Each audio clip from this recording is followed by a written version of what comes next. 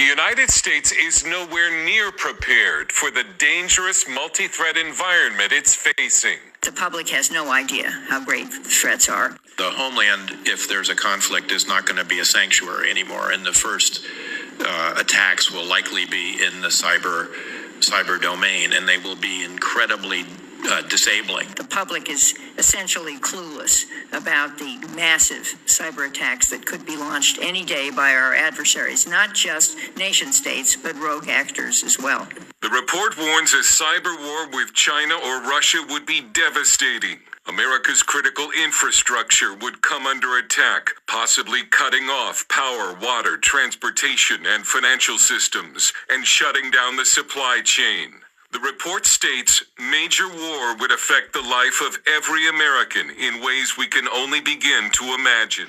Pay insufficient attention to the frightening scenario of a comprehensive cyber attack, which would bring to a complete halt to the power supply, transportation, hospital service, our society as a whole.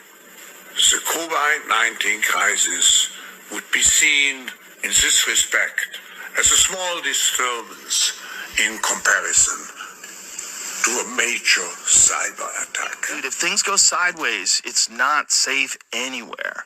We have to understand that this society that we have that stays civil and beautiful and and equitable, and we have all this change that's happening in the world, this is only possible if you can get goods and services to people and if people have access to information. It is not hard to shut that off. If the power went out in this country, if someone attacked the grid and just destroyed our power grid and destroyed our satellites, if there was a coordinated effort by multiple superpowers to just destroy our satellites, destroy our grid, we would be in chaos quickly. Pretty fast, Quickly, very quickly. And then if it lasts too long and there's some sort of a hostile military takeover of the country, and all of a sudden you live in a world that's unrecognizable. It would be the worst nightmare, folks. You'd be better off to be incinerated with a nuclear warhead than to live after an EMP attack. Why do I say that? Because you're still alive, but there's no life. You're back to the 1600s. No technology at all. Nothing. No way to pump water, no electricity, no utilities of any kind, no food, no transportation, no trucks hauling food, no farmers, tractors not moving, nothing. No food processing companies still operating. Someone wrote me over the weekend saying, well, I'll have solar panels and everything. I'll have electricity. I said, no, you won't, because all your gadgets will be fried. Well, but the circuit boards that process the electrical from the solar panel to your household grid, they're fried. Yes, and all your gadgets in your house are fried. Yeah. Everything electrical is fried. You're not fried. The gadgets are fried. Well, you think, well, we'll get it fixed. Well, how are you going to fix it when nothing works? And guess where all the circuit boards and transformers from China? Yes. Our electrical grid can't be fixed because all the parts come from China. And China's just going to sit back and watch us starve. Years ago, James Woolsey, former CIA director, told me, and this was a personal conversation I had with him, he said that within 1 year, 90% of the American people would be dead. Not from the blast, but from the implosion of society. The lack of food, the lack of water, the lack of medical care, the lack of heat, just the chaos, the crime. The CIA expects 90% of the population to die within 12 months after an EMP attack. That's what I think the Russians have threatened to deliver to the United States. It'll be the worst nightmare. You don't want to live in that world. And there's no way out. There's no place to go. Canada's going to be taken out. Mexico's going to be taken out. Where are you going to go? You're going to walk on foot? What are you going to eat? What are you going to drink?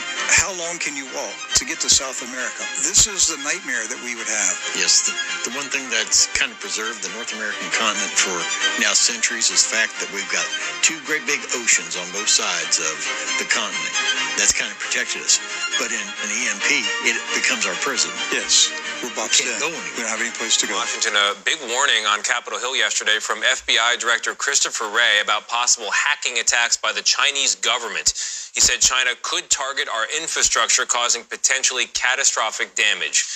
Nicole Skanga has more now from Washington. China has shown It will make us pay. FBI Director Christopher Wray delivered this warning on Capitol Hill. China's hackers are positioning on American infrastructure in preparation to wreak havoc and cause real-world harm to American citizens. Cautioning Chinese hackers are aiming to infiltrate the nation's pipelines, water treatment plants, transportation system, and even the U.S. power grid. Imagine not one pipeline, but many pipelines disrupted. Telecommunications going down so people can't use their cell phone. People start getting sick from polluted water. Trains get derailed. This is truly an everything, everywhere, all at once scenario. And it's one where the Chinese government believes that it will likely crush American will for the U.S. to defend Taiwan in the event of a major conflict there. The United States is nowhere near prepared for the dangerous multi-threat environment it's facing.